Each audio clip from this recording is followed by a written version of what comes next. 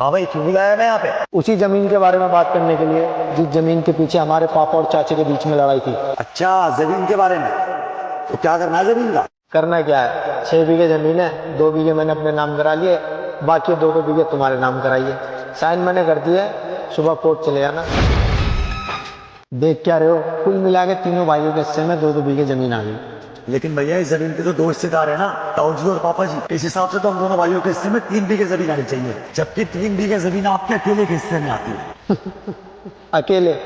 मेरे भाई इस अकेले शब्द से ही तो मुझे डर लगता है। बचपन में माँ छोड़ के चली गई, तब मैं अकेला हो गया। फिर पापा और चाचे की लड़ाई में तुम दोनों भाइयों से अलग हो गया, तब मैं अकेला हो गया। और अब पापा भी मुझे छोड़ के चले गए, मैं फिर अकेला हो गया। बाकी की जिंदगी में अकेले नहीं जीना चाहता मेरे भाई, इसलिए इस लड़ाई की जड़ को ही खत्म कर देना चाहता हूँ। 1 बीघे जमीन फालतू ले लो और मेरे साथ रह लो मेरे भाई, क्योंकि इस जमीन को तो कोई नहीं खा पाया, पर ये जमीन अच्छों को खा गई मेरे भाई। और वैसे भी जब खून के रिश्तों में दरार पड़ती है ना, तो मुलाकात सिर्फ जनाजे में होती है मेरे भाई। और ये तो हमने पापा और चाचा की लड़ाई में देख ही लिया।